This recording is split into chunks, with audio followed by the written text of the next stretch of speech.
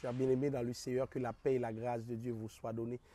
Nous éprouvons beaucoup de plaisir à être ici pour partager avec vous par ce beau temps qui court, la parole du Seigneur.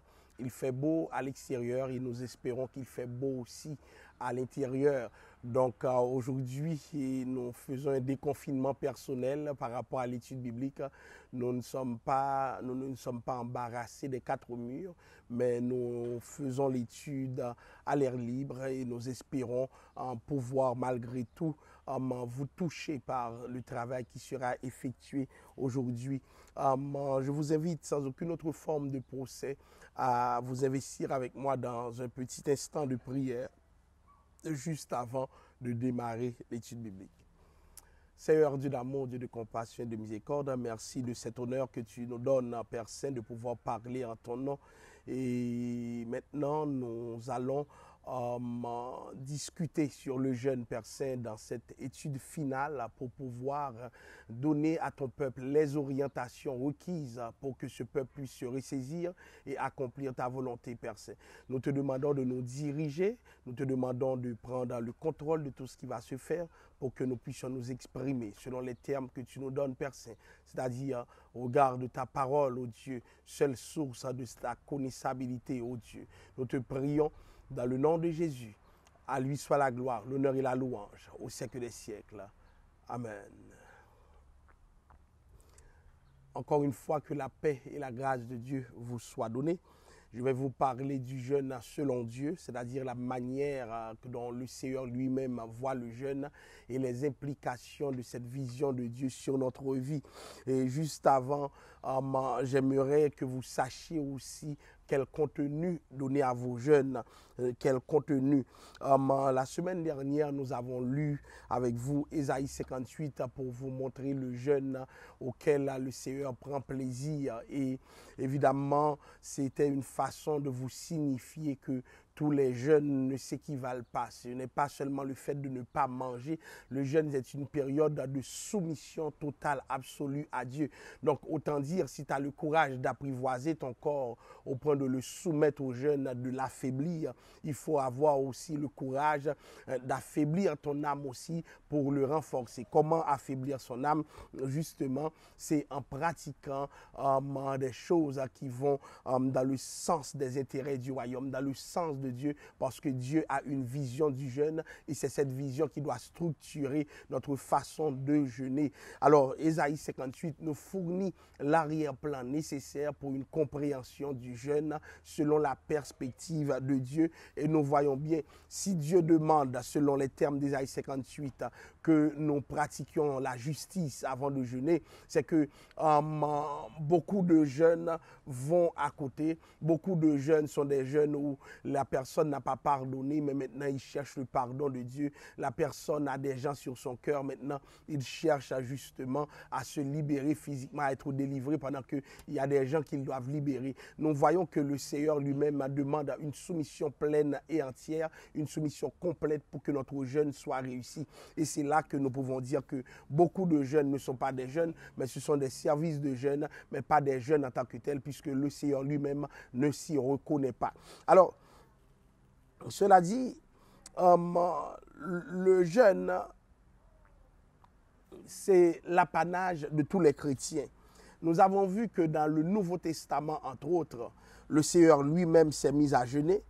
Mais pas le Seigneur seulement. Nous avons cette dame-là dans Luc 2, versets 36 et 37, on appelait cette prophétesse Anna. C'était la fille de Phanuel, de la tribu d'Azer. Et la Bible dit qu'elle servait Dieu dans le jeûne et la prière. C'est-à-dire c'était quelqu'un qui faisait office de servir Dieu et comment cette personne servait Dieu dans le jeûne et dans la prière. Autant dire aujourd'hui, pour ceux qui prétendent servir Dieu, ce moment de jeûne, ce moment de prière devrait être une continuité toutes les fois que c'est possible. Donc, elle faisait dans le temple, cette prophétesse, le ministère même du service de Dieu. Comment? Par le jeûne et par la prière. Autant dire aujourd'hui, lorsque nous voyons la prophétesse Anna, l'une des forces du ministère prophétique, c'est le jeûne. Donc, ceux qui prennent parole au nom de Dieu, ceux qui s'adressent à d'autres au nom de Dieu, donc c'est le genre de ministère qui demande que nous appuyions sur le jeûne pour pouvoir être précis dans ce que nous faisons. Parce que l'imprécision tue, l'imprécision fait mal. Lorsque nous avons un manque flagrant de consécration, les conséquences sont néfastes sur ceux qui sont réceptifs à ce que nous faisons. Donc c'est important comme chrétiens que nous travaillons ce cadre, que nous agissions de manière à rendre Dieu favorable à ce que nous faisons. Cela dit, donc, nous voyons dans Luc 2, versets 36 et 37, des jeûnes dans le Nouveau Testament. On voit aussi que le jeûne a aussi été pratiqué à différents niveaux. Je vais passer en revue plusieurs textes. La Bible nous parle du jeûne de Christ, Matthieu 4, verset 2. Après avoir jeûné 40 jours et 40 nuits, il eut faim. Donc, ce n'est pas par hasard que Jésus lui-même s'est mis à jeûner. Je vous ai rappelé ce qu'Adam avait fait dans un jardin. Jésus lui-même va à contre-pied. Donc, un homme qui sert Dieu doit pouvoir résister à la nourriture. Oui, dire non à la nourriture, dire non, je ne veux pas manger, dire non, je ne veux pas de ça. Pourquoi? Parce que le péché est rentré au monde par la consommation. Donc, en refusant de consommer, je vous avais dit dernièrement, nous affirmons notre autorité sur les éléments. Par contre, lorsque nous consommons, nous devenons esclaves, comment dirais-je, de la nourriture, puisque cette consommation ne s'arrête pas. La Bible nous parle du temps de Noé, lorsque les hommes devaient être jugés, ils étaient en train de manger, de boire, de marier leurs enfants. Donc, leur vie coulait comme une sorte de vanité parce que rien ne les approchait de Dieu. Donc, le but du jeûne, c'est de nous approcher de Dieu. Et c'est pourquoi dans Matthieu 6, verset 16, Jésus nous fournit un enseignement très sérieux. Lorsque vous jeûnez, dit Christ, lorsque vous jeûnez, ne prenez pas un air. Lorsque vous jeûnez, ne prenez pas un air triste comme les hypocrites qui se rendent le visage tout défait pour montrer aux hommes qu'ils jeûnent. Je vous le dis en vérité, ils reçoivent leur récompense. Il y a des gens qui veulent jeûner, montrer aux gens qu'ils résistent, montrer aux gens qu'ils ne sont pas des chrétiens comme d'autres. Il faut faire attention avec ces attitudes. Le jeûne est trop intime pour Dieu pour que nous le prenions pour une période de démonstration de soi. Donc, beaucoup de gens veulent s'illustrer par leur habileté à jeûner longuement, longtemps, montrer qu'ils servent Dieu par le jeûne. Évidemment, des hommes peuvent nous juger sur la base du jeûne, pensant que nous servons Dieu. Mais il y a des chrétiens qui manquent d'authenticité. Le jeûne n'est qu'un exercice de démonstration de leur part. Dieu veut que nous dépassions le cadre de la démonstration, mais que le jeûne soit une période d'intimité. Je ne jeûne pas pour me montrer, mais je jeûne pour que Dieu lui-même se montre à moi. Alors, la Bible dit, lorsque vous jeûnez, ne prenez pas un air triste. Autrement dit, l'attitude dans le jeûne est très importante. L'attitude du chrétien qui jeûne est très importante. Il y a des chrétiens qui ont des attitudes variées, qui n'ont rien à voir avec la joie, avec la paix. Donc, la personne, pour montrer qu'elle est en train de jeûner, va avoir le regard fané, le visage fané. On dirait que c'est quelqu'un qui va mourir pour montrer qu'il a tellement faim. Écoutez, le Seigneur ne fonctionne pas comme ça.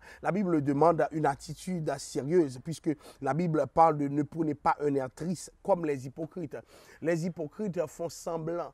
Donc, le fait qu'ils prennent un air triste, beaucoup de gens vont s'apitoyer sur leur sort, vont dire, oh, regardez, ils jeûnent. Donc, beaucoup de jeûnes sont mal faits parce que ce sont des jeûnes qui ont pour fonction de montrer la personne, d'illustrer la personne. Donc, vous devez passer à côté de ces pratiques. La Bible dit comme des hypocrites qui se rendent le visage tout défait pour montrer aux hommes qu'ils jeûnent. Encore une fois, voyez bien que le jeûne doit être une période d'intimité. Moïse lui-même montait pour jeûner 40 jours, 40 nuits. Moïse n'a pas dit au peuple qu'il était en train de jeûner. Autrement dit, cette habitude même qui consiste à montrer à tout le monde, à parler à tout le monde de ce qu'on fait dans le jeûne est une attitude problématique. Les chrétiens qui servent Dieu doivent prendre l'habitude de jeûner jeûner sans soumettre leur vie à une quelconque démarche qui fait en sorte qu'ils sont vus de tous, ils sont connus de tous parce qu'ils jeûnent. Si nous agissons ainsi, c'est comme si nous cherchions la reconnaissance des hommes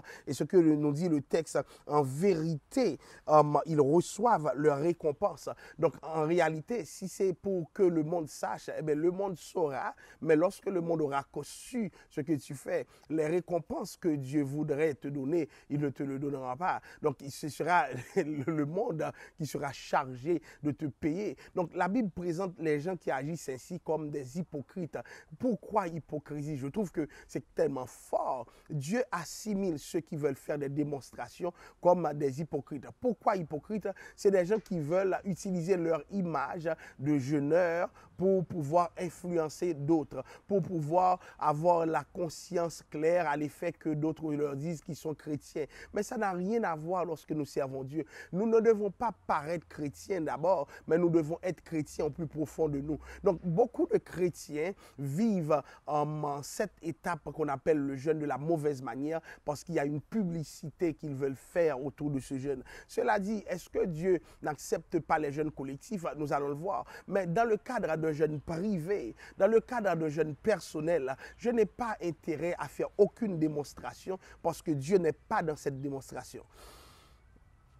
Alors, Matthieu 6, 17 nous dit, mais quand tu jeûnes, parfume la tête et lave ton visage. C'est-à-dire, parfume la tête, il y a des gens qui sont sales. Pourquoi? Parce qu'ils jeûnent. Donc, il y a des jeunes, il y a des gens qui passent à côté parce qu'ils jeûnent. Pour montrer aux gens qu'ils sont en train de jeûner. C'est le moment que leurs cheveux sont éparpillés. On se demande qu'est-ce qui se fait. C'est comme une tignasse sur leur tête. Ça ne marche pas. Parfume ta tête et lave ton visage.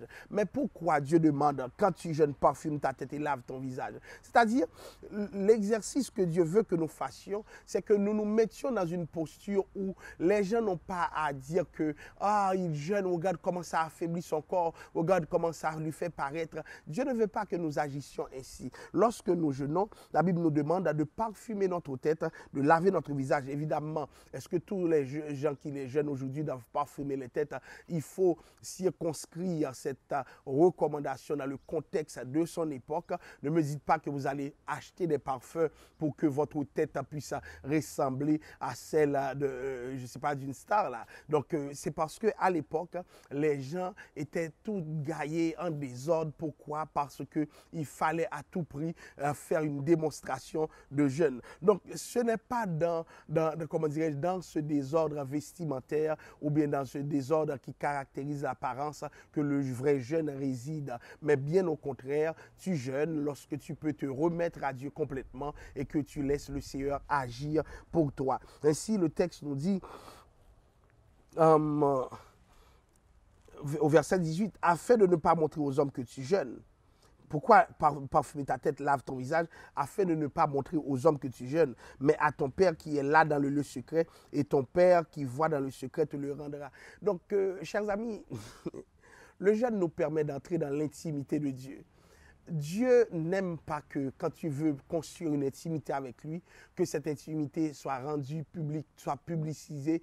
Pourquoi? À des fins instrumentales. Donc, beaucoup de gens publicisent leur relation avec Dieu. Pour quelle raison? C'est pour se faire valoir, c'est pour mieux paraître, c'est pour mieux avoir certains avantages, c'est pour mieux conquérir le pouvoir. Mais le jeûne, d'abord, c'est un exercice personnel. Des fois, je me mets à jeûner, mon environnement ne sait pas que je jeûne. Et il faut absolument que j'en parle seulement lorsque j'estime que c'est nécessaire. Par exemple, il y a des fois, des gens te troublent et puis tu ne veux pas que d'autres personnes continuent à te troubler. Des fois, tu es dans l'obligation de dire, mais tu n'es pas dans un exercice de démonstration, de publicité autour du jeûne. Tu n'as pas à publiciser ton jeûne, mais tu n'as qu'à vivre le jeûne. Parce que Dieu veut une intimité. Lorsque tu rends public cette chose, tu brises cette intimité parce que, à ce qu'il paraît, tu le fais pour que les autres sachent et non pour que Dieu lui-même sache que tu le cherches. Évidemment, Dieu veut que ça se passe entre lui et toi. Entre lui et toi. Et la Bible dit, mais à ton Père qui est dans le lieu secret et ton Père qui voit dans le secret te le rendra. Donc, Il va y avoir, Matthieu 9, verset 14, des gens, le texte dit, alors les disciples de Jean vinrent auprès de Jésus et dirent, pourquoi nous et les pharisiens jeûnons-nous, tandis que tes disciples ne jeûnent point. Donc c'était un problème pour les pharisiens parce que les disciples n'étaient pas en train de jeûner. Et le point de vue qui a été mis par Christ va être actualisé aujourd'hui, de sorte que plusieurs personnes choisissent de ne plus jeûner. Regardez ce qui est dit dans Matthieu 9, verset 15. Jésus leur répondit, les amis de l'époux peuvent s'ils s'affliger pendant que l'époux est avec eux. Les jours viendront où l'époux sera enlevé, alors ils jeûneront.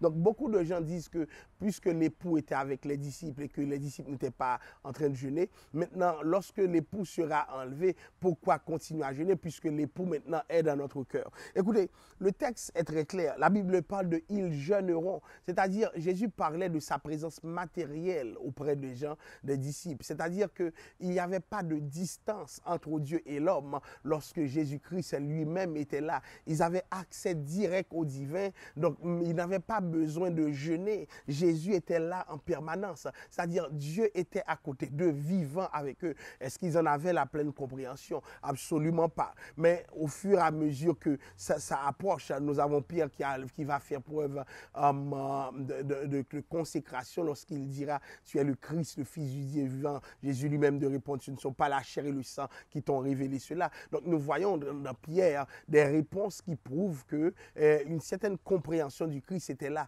mais pas une totale compréhension. Donc ce qui va se passer, le fait que Jésus était là avec les disciples, il n'était pas tenu à chaque fois de devoir régulièrement, je dirais, jeûner, ou même de jeûner, comme les disciples de Jean le faisaient, parce qu'ils avaient accès direct avec Dieu. Aujourd'hui, ça ne se passe pas de la même manière. Ces disciples pouvaient poser à Jésus une question pendant que Jésus était là, Jésus allait répondre. Mais aujourd'hui, puisque Jésus est au ciel, nous ne pouvons pas dire que la relation que nous avons avec Christ, c'est la même relation que les disciples qui vivaient avec un Jésus incarné pouvaient nourrir. Donc notre relation, elle est différente parce que Christ est plus présent de façon matérielle. Christ est présent comme réalité spirituelle pour notre vie. Donc comprenez que les disciples n'étaient pas tenus de jeûner parce que quel que soit leur besoin, Christ était là, tout près d'eux et ils allaient avoir accès à ce besoin parce qu'ils vivaient l'incarnation dans sa plénitude,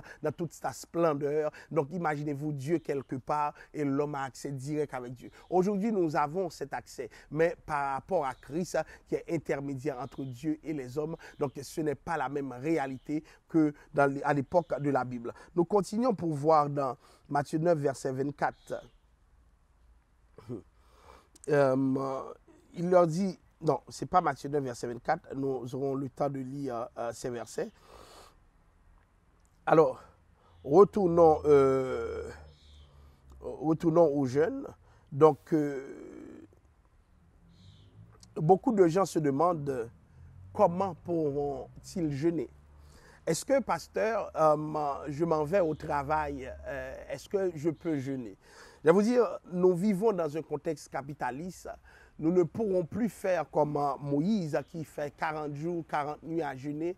Et Moïse était à la tête du peuple, mais Moïse ne travaillait pas avec quelqu'un, si ce n'est qu'avec Dieu lui-même. Donc beaucoup de gens sont dans des contextes de travail avec des supérieurs. Donc pendant que tu travailles, il est possible que tu entames un jeûne. Oui, dans le meilleur des cas, tu devrais jeûner, je dirais, sans possibilité de distraction. Mais n'oublie pas que le jeûne, c'est une période où tu pries, où tu médites, où tu cherches Dieu intérieurement, où tu laisses ton corps s'affaiblir pour que l'Esprit de Dieu s'affirme. Donc, des fois, suivant la personne, elle peut être dans un contexte de travail et être dans l'obligation de jeûner. Moi-même, j'ai entrepris plusieurs jeûnes pendant que j'allais travailler. Mais ce que je savais, c'est que j'allais travailler sans manger, sans boire. Et jusqu'à ce que les 6 heures arrivent, 6 heures du soir, mon jeûne était arrêté. Donc, c'est très important, durant votre temps de travail, il est possible d'entamer des jeûnes. Donc, la Bible nous présente des contextes de jeûne où il était possible que les gens s'éloignent complètement de tout. Comme je vous le dis, c'est le contexte idéal. Mais si jamais tu ne peux pas t'éloigner de tout, le jeûne est néanmoins possible. Donc, il y a des travaux que vous allez exercer qui ne vous donneront jamais le temps de jeûner sans qu'il y ait des personnes à tes côtés. Donc, c'est pour cela que nous devons retourner au vrai jeûne, mais en retournant au vrai jeûne, ne jamais oublier que le Seigneur est aussi dans cette démarche avec nous, peu importe là où nous sommes. Parce qu'il y a des choses qui sont dématérialisées. Par exemple, autrefois, les gens priaient dans le temple. Les gens priaient dans le temple. Donc, il y avait des lieux sur ça. Nous voyons les Juifs sur les murs des lamentations et exercer leur prière. Donc, il y avait une spatialisation de tout l'exercice, de toute l'activité spirituelle. Mais aujourd'hui, beaucoup de choses se passent en nous. Donc, si les gens jeûnent même en prison, donc ce n'est pas dans un travail que nous ne pouvons pas jeûner. Dans une prison, on n'est pas seulement enfermé dans la prison, mais aussi il y a des travaux qui viennent avec la prison. Donc, nous voyons dans la Bible, malgré tout, les gens pouvaient se permettre de jeûner. Donc, c'est important que nous insistions sur le fait que même si vous travaillez, vous pouvez vous déplacer avec un esprit de jeûne et aussi une volonté de jeûne, une volonté affirmée de jeûne. Donc, mais il y a des gens qui souffrent de certains problèmes, malheureusement, qui ne pourront pas jeûner. Donc, imaginez-vous des gens qui ont des maladies comme des faiblesses musculaires, du diabétisme. Donc, si vous allez jeûner et que votre corps s'affaiblit, alors tant pis pour vous, parce que vous allez avoir des problèmes. C'est pour cela que nous disons que certains jeûnes requièrent la vie d'un médecin, la vie d'un spécialiste. Pourquoi? Parce que le jeûne peut être mortel. Je vous ai donné les exemples de certains pasteurs qui ont voulu jeûner, mais qui ont payé le prix fort avec leur vie. Pourquoi? Parce que leur santé ne leur permettait pas de jeûner. Donc, surtout quand tu fais un jeûne de longue haleine, c'est important que la santé puisse suivre aussi les conditions dans lesquelles vous allez vivre le jeûne, parce que c'est pas vrai que tout le monde peut se permettre de passer un bon 12 heures dans le jeûne. Non. Donc parleront de jeûne partiel, mais le problème, c'est quoi le nombre d'heures, puisque la Bible n'en dispose pas clairement. Donc, jusqu'à quel point? Est-ce que si les prochaines 2 heures, je ne mange pas, est-ce que je suis dans un contexte de jeûne partiel? Ou bien est-ce que c'est si j'attends le lendemain que je sors du jeûne partiel? Donc, il y a des flous sur cela. Donc, toutes les situations peuvent être réglées par le jeûne et c'est important que nous le pratiquions à l'instar de Christ. Donc maintenant, comment et alors, quand est-ce qu'il faut jeûner? Quand est-ce qu'il faut jeûner? Nous trouvons plusieurs textes qui nous expliquent quand il faut jeûner. Plusieurs textes parlent du moment du jeûne. Donc, nous voyons Jésus pour rentrer dans le ministère. Donc, je le dis à mes collègues, il y a dans le ministère ce qu'on appelle le plafonnement. Donc, il y a des fois où notre message atteint un plafond, où notre ministère atteint un plafond. Donc, nous ne pouvons pas aller plus loin. À ce moment, c'est important que nous recourons au jeûne. Pourquoi? Parce que le jeûne va redynamiser notre spiritualité et par là même nous donner la possibilité d'aller vers le Seigneur pour un changement notoire dans notre vie. Donc cela dit, c'est important que nous parlons de cette consécration à Dieu pour le ministère. Il y a une avancée spirituelle que nous voulons faire, ou bien nous allons embrasser le mandat que Dieu nous a confié. C'est important que nous prenions un temps dans le jeûne pour dialoguer avec notre Dieu, pour laisser le Seigneur nous dire qu'est-ce qu'il veut faire. Malheureusement, beaucoup de gens dans leur carrière, dans leur parcours, n'ont pas de temps de jeûne. Et qu'est-ce qui se passe? Puisqu'ils n'ont pas de temps, ils passent leur temps à gérer des conflits, gérer des réunions, gérer des rencontres interminables. Pourquoi? Parce qu'ils n'ont pas passé de temps avec Dieu. Ils sont devenus des personnes stratégiques par rapport à leur domaine, mais non stratégiques par rapport à l'affirmation de la volonté de Dieu sur leur vie. Alors, il y a des fois, nous avons besoin de direction. Donc, quand nous assistons à une crise de direction, il est important que nous jeûnions. Donc, nous voyons Jonas qui va passer un moment de jeûne. Jonas était déboussolé puisque Jonas prenait une orientation contraire à la volonté de Dieu, puisque Jonas lui-même avait choisi de se rendre dans un autre endroit au lieu d'aller à Ninive, là où le Seigneur l'envoie. Donc, Dieu l'a forcé de se mettre dans le ventre du poisson et c'est là qu'il va adresser ses prières à Dieu. Beaucoup de gens se demandent est-ce qu'ils doivent jeûner lorsque la situation qui fait l'objet du jeûne ou bien qui doit faire l'objet du jeûne n'est pas une situation qui les concerne directement. Je dis à tout homme de Dieu, à toute femme de Dieu qui est confrontée à une situation problématique de prendre l'habitude de jeûner pour les personnes qui font l'objet de cette situation. C'est-à-dire, il y a un jeûne que tu peux faire qui n'a pas d'intérêt relié à toi-même, mais qui concerne d'autres personnes. Et surtout, ceux qui sont habitués à ce qu'on appelle l'intercession, nous devons prendre l'habitude de jeûner, d'intercéder, de demander à Dieu des orientations pour que le Seigneur lui-même puisse accomplir sa volonté. Et c'est ainsi que nous voyons que Esdras, dans Esdras 10, verset 6, la Bible dit Esdras se retira devant la maison de Dieu et il alla dans la chambre de Joshana, fils d'Eliashib. Quand il y fut rentré, il ne mangea point de pain et il ne but point d'eau parce qu'il était dans la désolation à cause du péché des fils de la captivité. Donc, voyant les péchés du peuple, un bon leader, Esdras s'est mis à jeûner. Aujourd'hui, lorsque des gens voient les péchés des gens, ils se mettent à calomnier, à les prendre sur la place publique. Mais ça ne change rien, au contraire, ça renforce l'agenda de Satan, ça lui permet de mieux accomplir toute sa volonté. Mais ce que nous pouvons faire, lorsque nous voyons que les choses se complexifient, lorsque nous voyons que des attitudes ne rendent pas gloire à Dieu, c'est d'entrer surtout dans le jeûne. Entrer dans le jeûne implique quoi? Ça implique tout simplement que nous commencions à intercéder devant Dieu. Esdras est rentré dans sa chambre, nous dit Esdras 10, verset 6, sans manger, sans boire, et il a commencé à implorer Dieu pour son peuple. C'est-à-dire qu'il y a une sensibilité que nous avons pour les hommes, les femmes de Dieu. Il y a un cœur que nous avons pour le service qui fait en sorte que devant le spectacle du péché, il est nécessaire que nous nous mettons à chercher Dieu. Cela dit, beaucoup d'églises, beaucoup de leaders d'églises, si vous voulez, doivent expérimenter le jeûne pour le peuple de Dieu. Donc ça prend des leaders. Une fois que vous voyez l'ampleur du péché, une fois que vous voyez l'étendue du péché et ses effets structurants sur la vie du peuple, il est nécessaire d'aller dans le jeûne pour demander à Dieu un changement, pour demander à Dieu une autre tournure, un autre tournant. Mais malheureusement, j'ai vu des gens sacrifier le peuple sur l'autel. Tu finiras de prêcher message sur message. Mais à un moment donné, il faut prendre les taureaux par les cornes.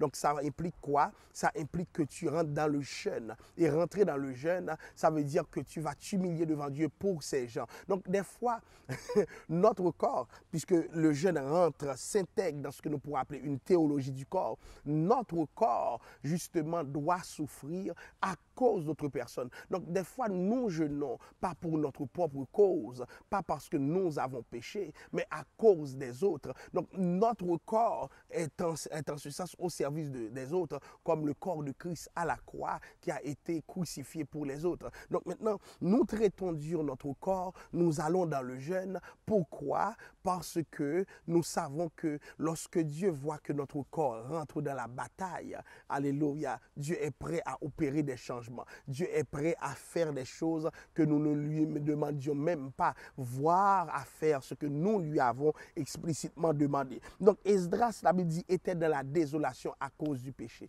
Donc lorsque tu vois le spectacle du péché, qu'est-ce que tu fais, mon ami? Qu'est-ce que tu fais? Est-ce que tu regardes? Est-ce que tu dis que c'est normal? Ou du moins, est-ce que tu avances pour que Dieu fasse des changements? Donc parce que beaucoup de gens vivent le péché comme si de rien n'était, ou beaucoup de gens vivent le péché sans avoir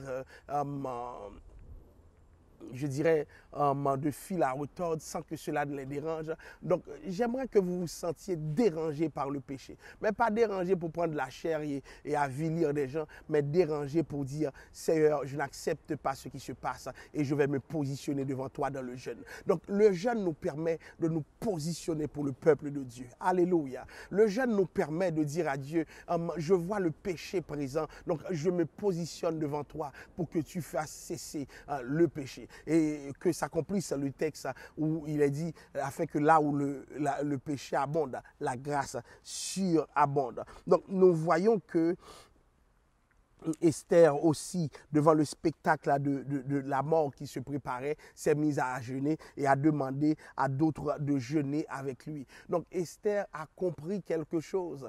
Il y a des adversités trop grandes pour les laisser passer comme si de rien n'était. Donc il faut s'inscrire dans le jeûne pour pouvoir gérer ces adversités. Alors, Moïse a jeûné pour les 10 commandements.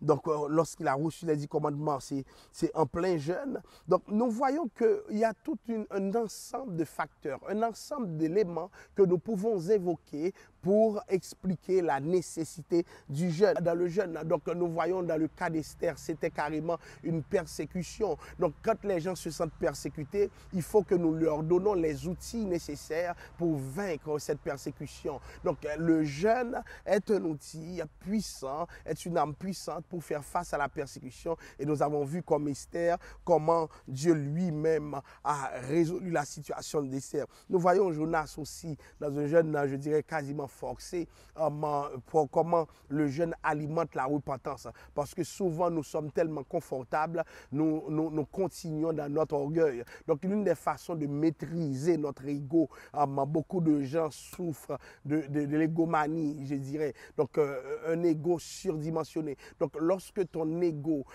dépasse les bornes, il faudrait que tu soumettes tout ton corps, tout ton être au jeûne pour que le Seigneur lui-même puisse faire prévaloir son changement dans ta vie. Alors, nous voyons pour que le Seigneur nous parle. Donc, c'est le cas de Moïse qui va recevoir des directives précises une fois qu'il a fini de jeûner. Donc, certaines choses méritent qu'on reçoive de Dieu des paroles précises. Donc, ça prend le jeûne pour que nous y arrivions. Alors, la Bible montre que le jeûne est aussi important non seulement sur le plan individuel, mais aussi avec d'autres personnes. D'autres personnes peuvent se mêler avec nous dans le jeûne. Donc, nous avons l'exemple de Paul et Barnabas. La Bible nous dit ils désignèrent les anciens dans chaque église, après avoir prié et jeûné, ils recommandèrent au Seigneur Jésus en qui ils avaient cru. Acte 14, verset 23. Ils vont recommander ces gens à Jésus exactement quand? Lorsqu'ils avaient cru. Donc, mais qu'est-ce qu'ils ont fait avant de recommander? Ils avaient prié et jeûné. Aujourd'hui, nos églises se positionnent dans l'exercice pastoral. Comment ils se positionnent, comment ils s'y mettent, c'est sans rentrer dans le jeûne. Et ça peut être un problème, puisque le jeûne permet justement d'avoir une direction claire, une direction précise, une direction arrêtée par rapport à certaines décisions que nous voulons prendre. Donc, j'ai vu des gens passer à côté, j'ai vu des gens nourrir des problèmes qui durent éternellement. Pourquoi? Parce qu'ils n'avaient pas jeûné pour accueillir la main de Dieu, pour accueillir ce que Dieu peut faire. Donc, cela dit, si nous voulons faire, si nous voulons agir comme Dieu le veut, il est aussi important, il est tout aussi important que nous nous exerçons à jeûner, que nous nous exerçons à passer ce temps sans manger. Donc, ils recommandèrent au Seigneur ces gens, avant de recommander, prions, jeûnons. Je le répète, avant de recommander, prions, jeûnons. Donc, nous ne recommandons pas. Comme aujourd'hui, les églises sont tellement moins connectées de Dieu que les églises recommandent, premièrement, par relation, deuxièmement, par cause des études, mais jamais selon Dieu. Donc, les études ne suffisent pas pour être recommandables. C'est le Seigneur lui-même qui doit dire comment recommander et qui recommander. Et ça passe par quoi? Ça passe par le jeûne. Donc, on a encore Romains 8, verset 2, qui nous montre un autre aspect clair du jeûne. Et j'aimerais lire ce texte avec vous, le texte de Romains, le chapitre 8.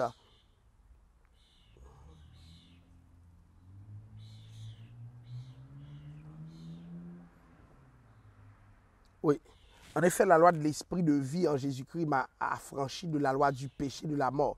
Car chose impossible à la loi, parce que la chair la rendait sans force. Dieu a condamné le péché de la chair et envoyé à cause de cela son propre Fils dans une chair semblable à celle du péché. Et cela enfin pour que la justice de Dieu soit accomplie. Donc, nous voyons que la chair lui-même a ses prédispositions.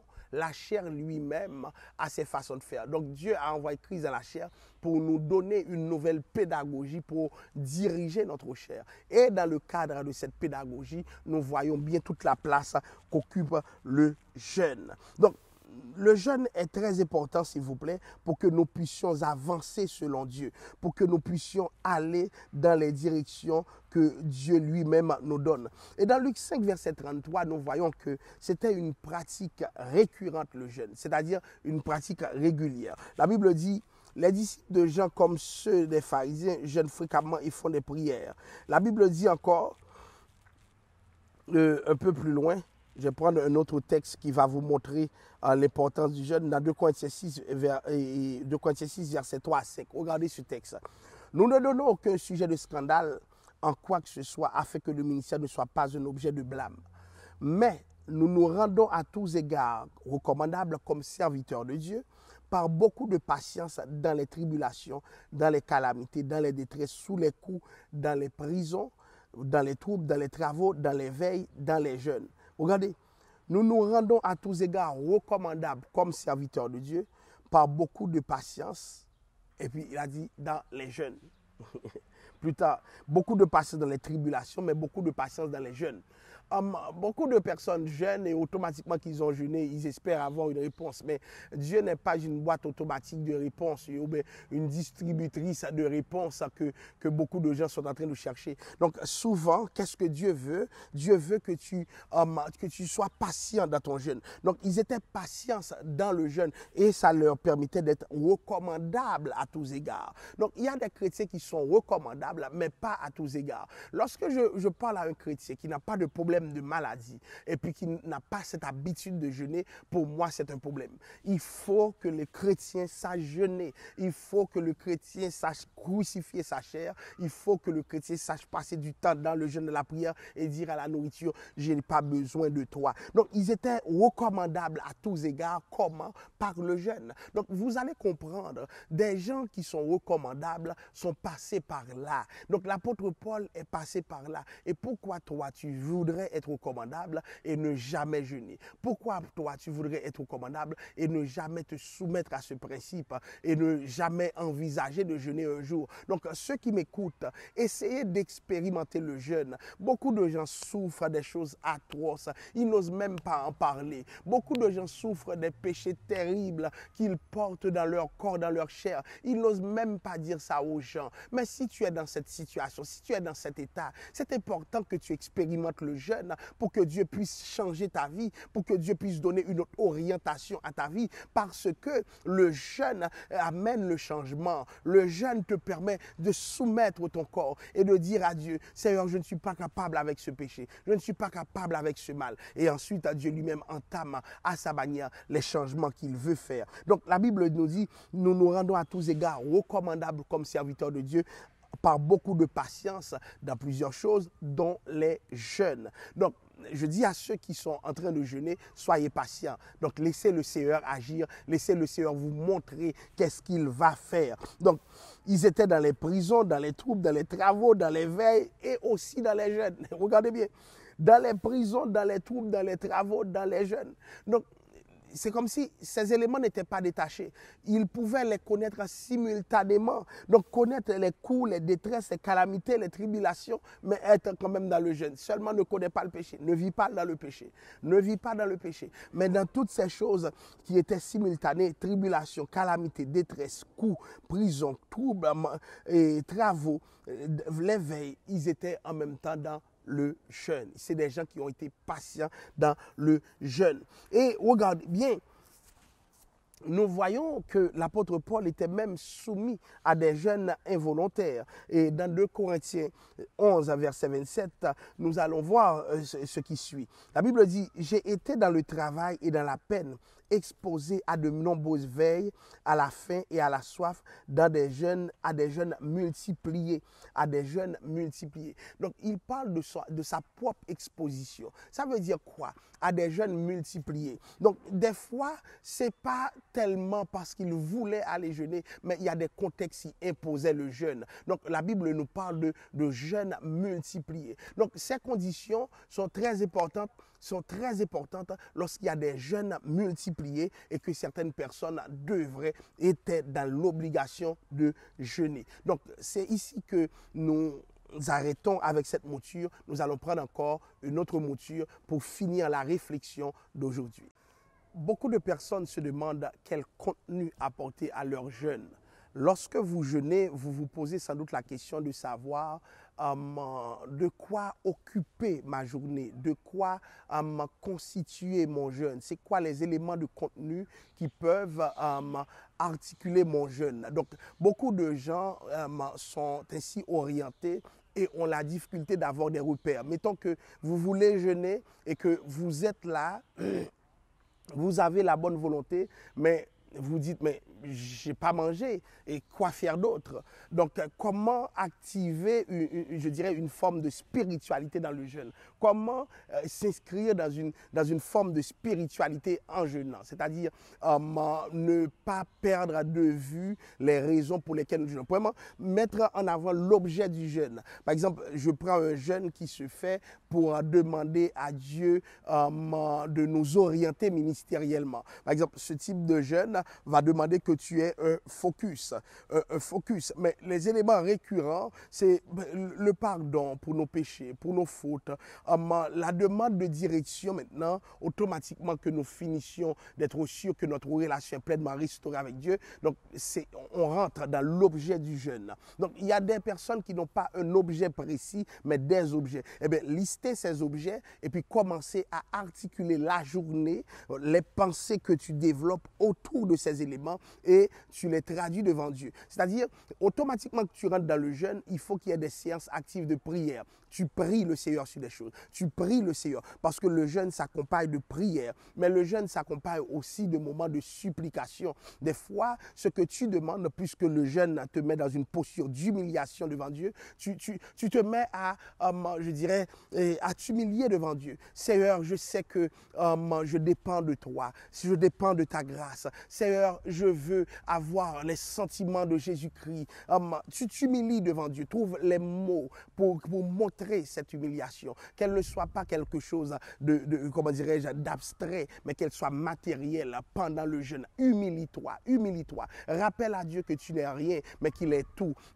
Comment dirais-je, efface-toi pour que Dieu puisse s'affirmer. Trouve les mots parce que tout jeûne implique un moment d'humiliation. Tout jeûne implique un moment où tu essaies de te mettre dans comment dirais-je, dans l'appareillage que Dieu lui-même a investi pour l'homme spirituel. Alors, qu'est-ce qui se passe? Si quelqu'un souhaite jeûner, ces éléments-là sont des éléments récurrents. Nous ajoutons aussi, pour tous ceux qui jeûnent, des fois, une liste de chants qui s'en vont, qui cadrent le jeûne. Donc, c'est-à-dire des thèmes pendant toute la journée. Parce que beaucoup de gens s'ennuient dans leur jeûne parce que l'habitude de jeûner, de passer du temps avec Dieu, ils ne l'ont pas. Donc, des fois, lister un ensemble de thèmes, lister aussi un ensemble comment dirais-je, de chants qui convergent avec ce que tu veux faire. Donc, à travers ces chants, tu arrives à parler avec Dieu. À travers ces chants, tu arrives à dire à Dieu ce qui se passe dans ton cœur, dans ta vie, dans tes pensées. Donc, c'est important que nous nous investissons dans cette orientation. Donc, parce que beaucoup de personnes jeûnent, mais n'ont pas assez de temps, je dirais, et de qualité avec Dieu. Donc, si tu es comme quelqu'un de très distrait, quelqu'un qui, même s'il est là, il n'est pas là. Donc, si tu vis cette réalité, prends le temps de jeûner, mais de demander à Dieu une orientation précise, mais aussi prépare certaines orientations. Donc, à force de textes qui convergent avec ce que tu fais, de thèmes, etc., ça aide. Et le dernier niveau que je conseille aux gens, c'est les textes bibliques. Le jeûne peut être une bonne période de méditation et surtout de méditation contextuelle. C'est-à-dire, tu médites en fonction de tes demandes parce que les demandes ont aussi des fondements scripturaires. Si c'est pour une direction ministérielle, si c'est pour quelque chose que Dieu t'accorde, si c'est pour un péché qui est dans ta vie et dont tu veux te débarrasser. Donc, il y a différentes manières de jeûner. Si c'est dans un cadre d'intercession, prends les textes qui ont rapport avec les intercessions. Donc, des fois, ça prend une concordance biblique, mais ça prend une liste de thèmes. Tu peux les retirer sur le net, les thèmes, et voir comment les atterrir dans ta vie pendant que tu passes à cette période de jeûne. Pourquoi? Parce que c'est important que le temps que nous passons soit un temps de qualité. Mais maintenant, tout ce que je vous dis peut être de la pure machination si l'Esprit de Dieu n'est pas en contrôle. Pourquoi? Parce que lorsque nous prions Dieu, nous prions notre Père, évidemment, ça ne doit pas être quelque chose qui relève de la machination, mais ça doit être informé par l'Esprit de Dieu. C'est-à-dire que lorsque tu jeûnes, fais confiance à l'Esprit de Dieu pour t'orienter. Parce que je peux te donner des orientations, des pistes, mais elles ne peuvent pas être normatives. L'Esprit de Dieu lui-même a ses mots qu'il peut mettre dans ta bouche. L'Esprit de Dieu lui-même peut te dire comment orienter cette journée. Et toutes les journées de jeûne ne sont pas les mêmes. Il y a des journées qui sont plus fructueuses, il y a des journées qui sont plus importantes, plus intéressantes, tandis qu'il y a des journées qui sont malheureusement des journées qui peuvent être plus difficiles. Ce que j'ai remarqué, c'est que les débuts de jeûne sont les débuts les plus problématiques. C'est-à-dire, c'est le moment où tu as le plus faim, puisque l'organisme, le corps ne se sent pas à l'aise avec. Les débuts sont très difficiles. Par contre, même si les débuts sont difficiles, ce que nous savons, c'est que la fin, une fois que ton corps prend le rythme, par la grâce de Dieu, une fois que ton corps prend le rythme, c'est beaucoup plus facile, c'est beaucoup plus simple. Le reste, Dieu le fait. Donc, ce reste-là, laissons le Seigneur le faire. Donc, c'est un combat avec ton corps. N'oublie pas, c'est un combat avec ton corps. Le corps ne veut pas. Le corps est disposé à manger puisque comment dirais-je, il y a une sorte d'horloge, je dirais biologique, qui rythme les temps de manger, de dormir, etc. Le temps a ses besoins qui ne peuvent pas être assouvis au moment du jeûne et à cause de cela, le corps a tendance à demander des comptes. Mais soyez forts, soyez forts. Ça demande une certaine force pour pouvoir résister et réaliser son jeûne. Ça demande une certaine force. Moi-même, j'ai remarqué que mes jeûnes ont pris de la détermination parce que tout le contexte autour de moi devait m'empêcher de jeûner. Mais puisque je crois dans l'importance du jeûne, je m'y investis, je me laisse aller jusqu'au bout. Donc, j'encourage ceux qui cherchent Dieu à s'investir dans le jeûne, à laisser le Seigneur définir les orientations pendant qu'il se prépare. Mais les grandes orientations du jeûne, laissez le Seigneur les faire. Donc, vous pouvez préparer justement avec des papiers, des textes bibliques et des chants, tout le cadre du jeûne et puis laisser l'Esprit de Dieu lui-même faire d'autres choses. Donc moi-même, c'est le moment que je passe pour pleurer devant Dieu, pour soupirer devant Dieu, pour crier éventuellement. Donc tous ces moments-là, je les passe avec le Seigneur, mais je n'oublie pas que c'est un moment d'humiliation, de complète soumission de ma personne à Dieu, de complète soumission de ma personne au Seigneur. Donc je laisse Dieu donner toutes les orientations possible à mon jeûne. Et je me rappelle, comme si c'était hier, de jeûne de longue haleine que j'avais fait. Et puis, chaque jour de 6h à 6h, mais je mangeais jusqu'à minuit le soir. Quand j'en étais capable, il y a des jours où je ne sentais pas que c'était nécessaire de manger. Donc, je continuais puisque j'avais la capacité et j'ai vu les résultats. Donc, j'aimerais que plusieurs personnes rentrent dans cette perspective de jeûne. Vous savez pourquoi? Je sens que le réveil est proche. Quelque chose doit être provoqué. Quelque chose doit être provoqué. Nous devons nous mettre quelque part. Et j'attends que des jeunes, des adultes, beaucoup de personnes me disent, nous allons faire une expérience collective. Prions Dieu pour le jeûne. Et nous allons voir quelque chose. Il n'y a rien que Dieu ne puisse changer. Il n'y a rien que Dieu ne puisse changer. Mais ça prend quoi? Ça prend des périodes de jeûne. Ça prend des périodes de jeûne. Donc, merci beaucoup.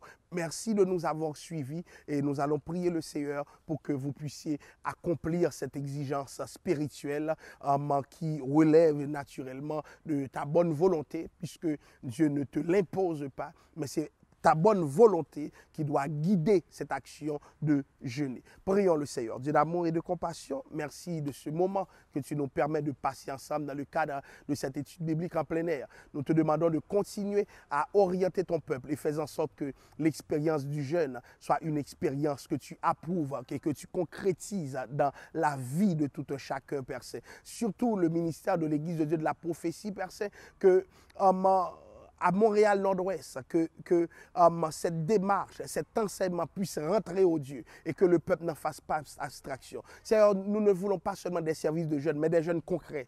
Des jeunes concrets, Père Saint, des jeunes concrets. Il y a des dames que tu dois changer, il y a des hommes que tu dois changer, il y a des jeunes que tu dois changer, il y a des enfants que tu dois changer. Cher Seigneur, ça passe par le jeune et nous nous attendons à ces changements, Père Saint. Seigneur Dieu, nous te prions pour ton peuple afin que tu lui accordes toute ta grâce. Dans le nom de Jésus, à lui soit la gloire, l'honneur et la louange au siècle des siècles. Amen. Merci, bien-aimés. Merci de nous avoir suivis. À la prochaine pour une autre série d'études bibliques. À très bientôt.